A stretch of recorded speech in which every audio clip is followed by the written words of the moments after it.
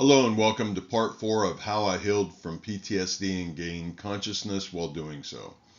Please allow me to start off by reminding you that it is crucial that you watch these videos in order to benefit from my story. You must literally think about the words I am saying from a positive perspective, instead of your mind creating judgment, which is your mind creating its own perception from a negative first perspective. Once you have truly heard what I am saying, then please recognize how my story relates to different aspects of your life. If you truly want to achieve a higher level of consciousness, then you must first understand how your mind works. That way you can control your perception of your truths. Think of perception as a 3-step forward and a 2-step backwards approach. Perception creates resistance from the truths. Remove the resistance and the energy flows freely. To give you an example, please take a look at the colored words on the left and read them separately. Notice how quickly you can identify the positive, the negative, and the area of choice. But if you read it all together, it gives you a totally different perspective. That, my friends, is the difference between your mind working for you instead of you working for how your mind has been taught. Please give account that every word I use and how I distinguish it dimensionally is carefully chosen to prevent your mind from entering defensive mode, which is the negative first perspective.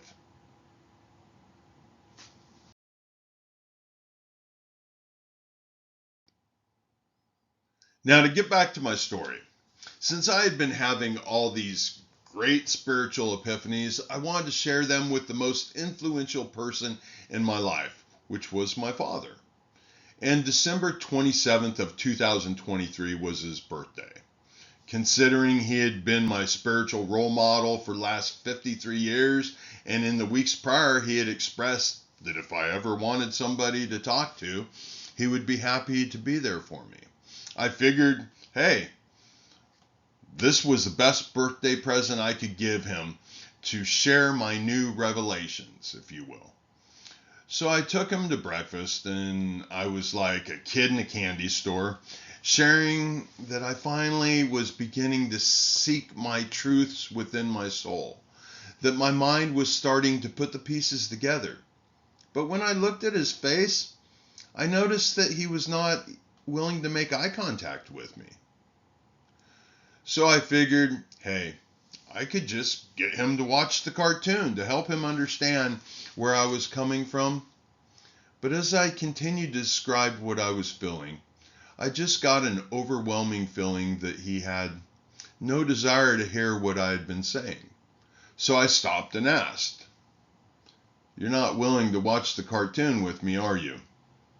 He responded without making eye contact and with a tone that was being irritated.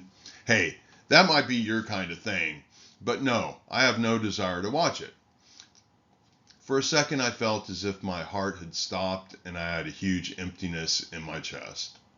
I questioned, how could someone not want to know the spiritual truths of a loved one?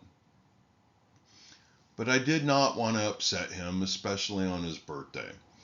So the conversation quickly turned to the small talk about the weather and such. As we were parting after breakfast, he randomly stated that he felt as if I was one of the best people he knew because of volunteering to defend the innocent in Ukraine. I felt as if to him the whole breakfast conversation had never even taken place, that my spiritual journey was one that I would continue to experience on my own. But hey, to me, I'd felt that way all my life. The truth is, one of the hardest things to get a person to listen to is something that makes their mind question its perception, because it triggers the defensive mode. And once the mind enters defensive mode, rather than listening with an open heart, it responds with our mental shields up and our weapons drawn. But if at that moment you look for something positive, the mind cannot help but admit a truth. So please stop and think, what positive thing could you have learned the last time someone was defensive with you? Even if it simply told you that they were insecure with their own beliefs.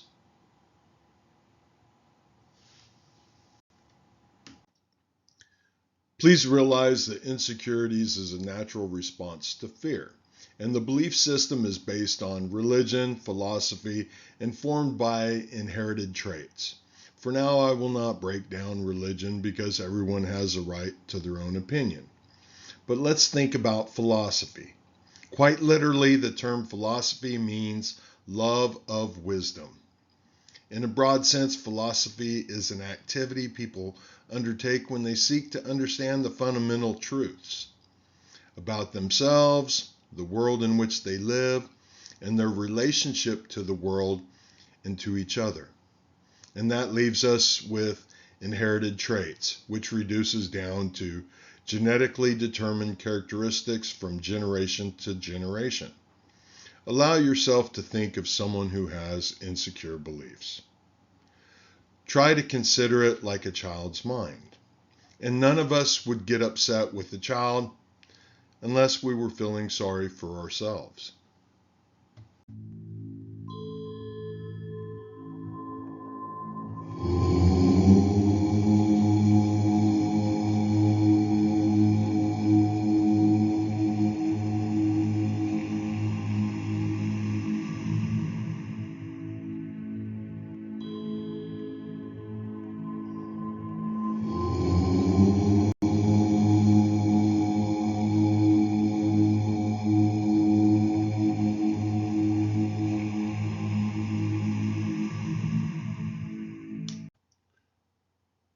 Please allow me to reiterate.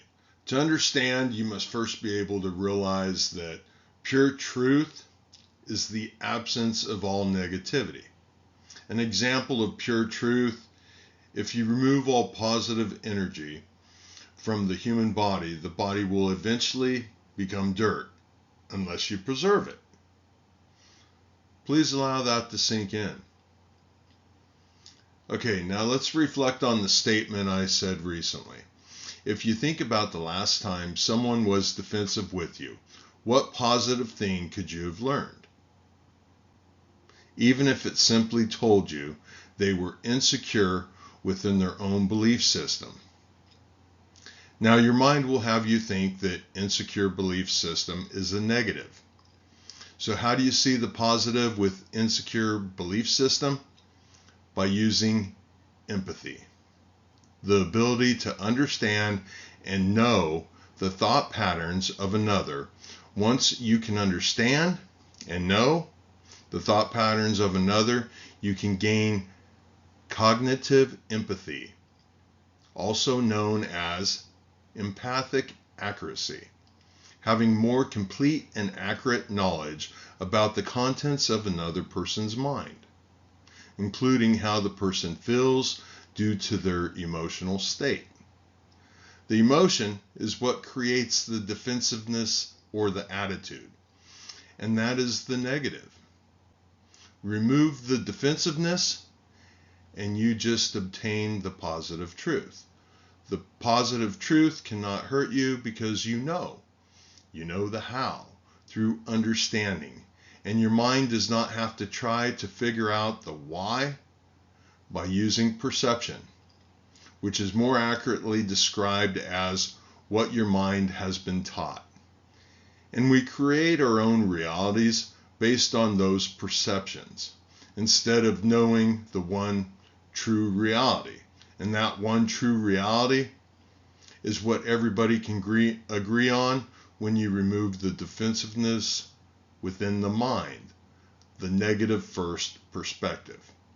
Now, psychology will tell you that there is not a one single truth, but recognize psychology is the study of the mind, the study of perception.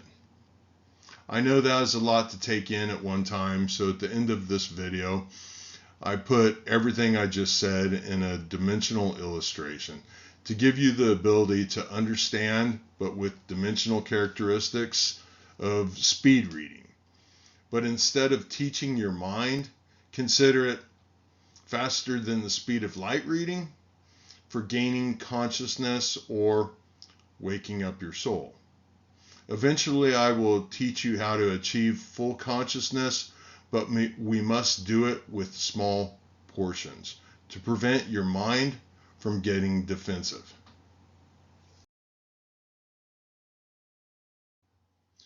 Okay, moving on.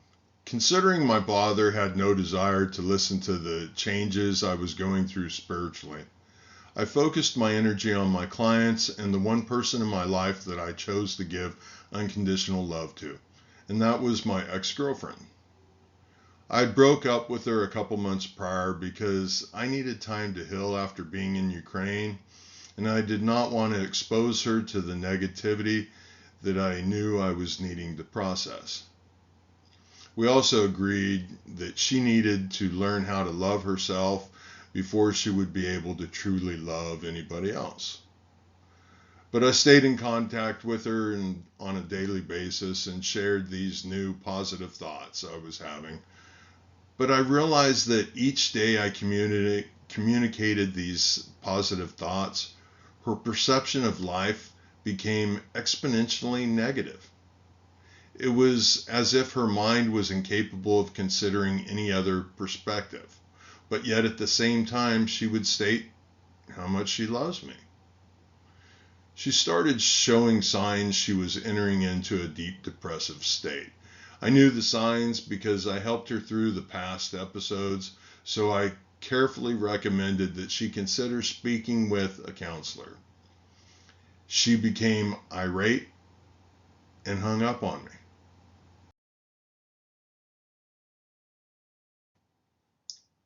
A couple days later, she ended up sharing with me that she almost committed suicide, and that the only reason why she didn't was because she kept thinking about how much it would hurt me.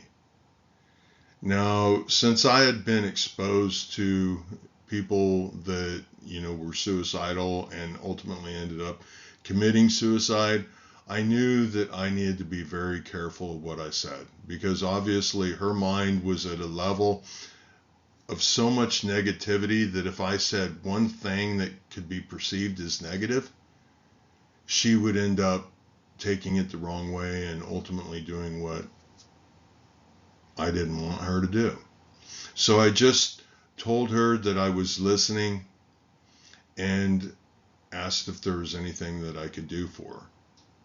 Now, if anybody out there is listening or, that's suicidal or knows anybody that is suicidal, please, the worst thing you could do is tell them that they're being selfish, or tell them they're going to go to hell, or tell them anything negative or anything from your perception, because that is not the time to judge them. Just be there for them. Listen some more, and ultimately keep listening. Let them know that you care by simply being there, and whatever you do, do not abandon them, because chances are that's what got them to this point in the first place. The truth is, the mind contemplates suicide because generation after generation introduces more negativity until the point that the mind gets to where it can't handle any more negativity, and it can't find any positivity left in its existence.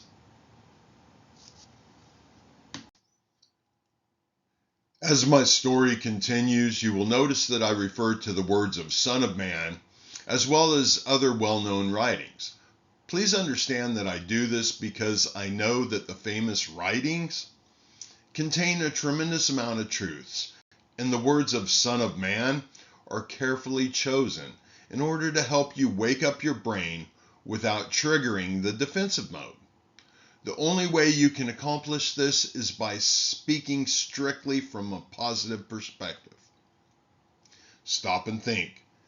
The name Son of Man is absolute most neutral name that he could use, because nobody can deny that he is a son of man. Therefore, it gives everyone the ability to relate to him and not get defensive. So please do not feel as if I am trying to persuade you to become a believer. Your whole existence has been filled with persuasion. And all I am doing is showing you how to see past the persuasion so that you can choose your own truths within your soul, instead of living life by what someone else has taught you to think. But I will explain more about this as the videos continue.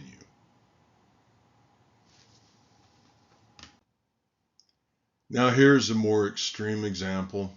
It has been said that demons are the possession of the mind, the negative within the mind.